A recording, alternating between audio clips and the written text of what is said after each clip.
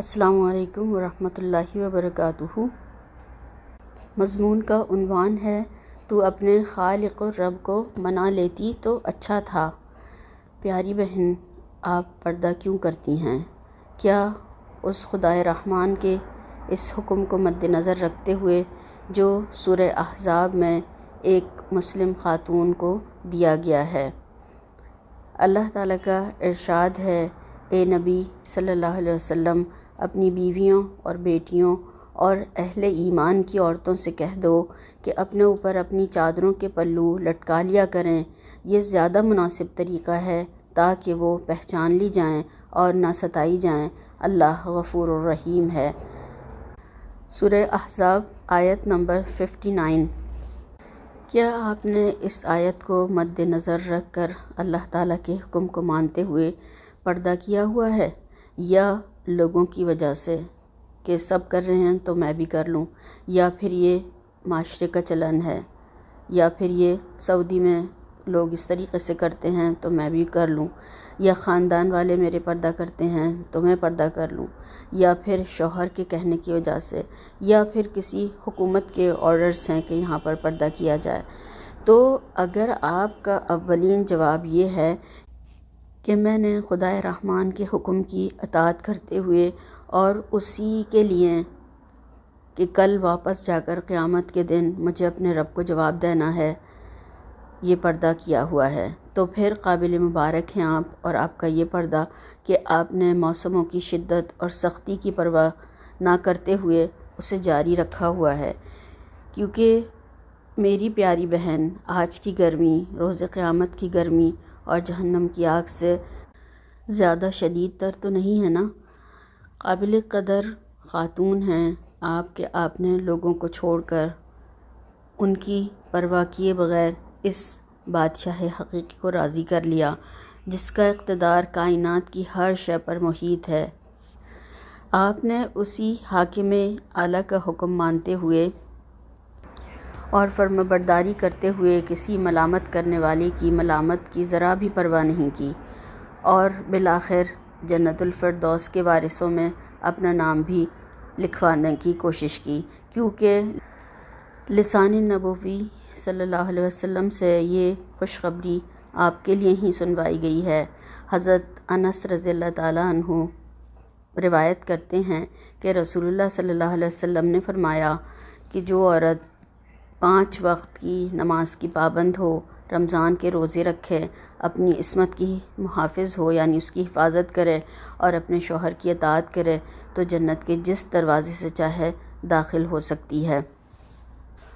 اور برخلاف اس کے کہ آپ نے یہ پردہ لوگوں، خاندان والوں، یا پھر شوہر یا حکومت یا معاشرے کے اثر میں آ کر کیا ہوا ہے یا ان کی وجہ سے کیا ہوا ہے، تو پھر اس کا اجر بھی انہی لوگوں کو جائے گا۔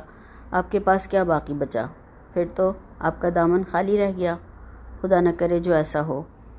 اگر آپ کا یہ پردہ واقعی لوگوں کی وجہ سے ہے تو پھر چھوڑ دیجئے، اتار پھینکیے اس کو، کیونکہ بقول لوگوں کے جو پردہ نہیں کرتے ان کے، وہ اس کو پابندی سمجھتے ہیں، وہ سمجھتے ہیں کہ اس سے ہماری آزادی میں فرق آتا ہے، یا پھر بے فکری اور بے سکونی کی کیفیت ہوتی ہے، تو پھر وہ اس کو چھوڑ دیں۔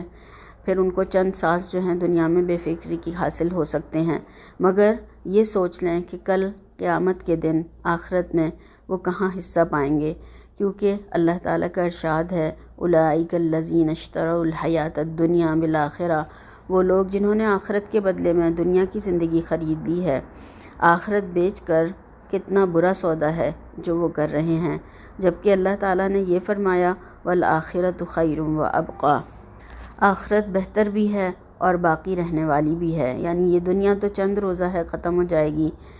لمحہ فکریہ یہ ہے ان بہنوں کے لیے جو اپنے اپنے وطن جاتے ہوئے رب کے اسی حکم پردے کا ناسمجھی اور لا علمی کی وجہ سے مذاق بناتی ہیں، وہی پردہ اور نقاب جو ان کی زینت چھپائے ہوئے تھا، اپنے ملک جاتے ہوئے ان کے پرس اور بیگ کی زینت بن جاتا ہے، اور اندر سے جو ان کے لباس اور ان کے حلیے نظر آتے ہیں وہ قطعی ایک مسلم خاتون کی تصویر کشی نہیں کرتے، بہت ہی قابل شرم اور قابل افسوس بات ہے یہ، اور پھر واپس آتے ہوئے ایئرپورٹ سے ہی باپردہ ہو جاتی ہیں۔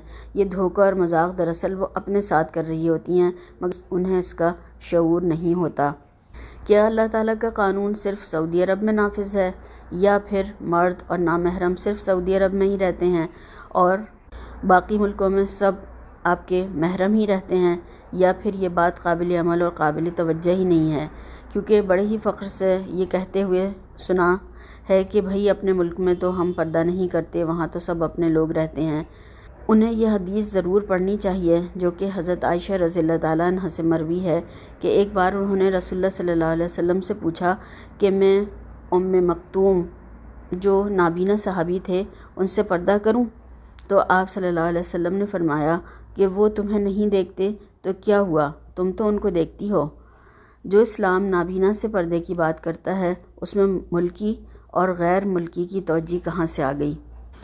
وہ عمل جو ہم آج کر رہے ہیں اس کے بارے میں تھوڑا سا رک کر ہمیں ضرور سوچنا چاہیے کہ کہیں ایسا نہ ہو کہ یہ مہلت عمل جو آج ہمیں ملی ہوئی ہے ختم ہو جائے اور پھر پچھتاوا اور افسوس بھی کسی کام نہ آئے۔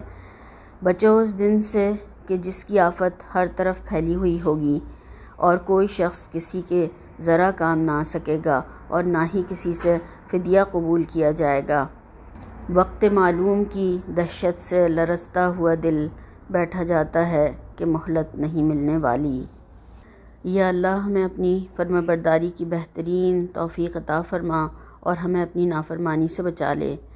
آمین ثم آمین۔ وما توفیقی الا باللہ، بے شک توفیق جب ہوتی ہے اللہ ہی کی طرف سے ہوتی ہے۔ وما علینا الا البلاغ۔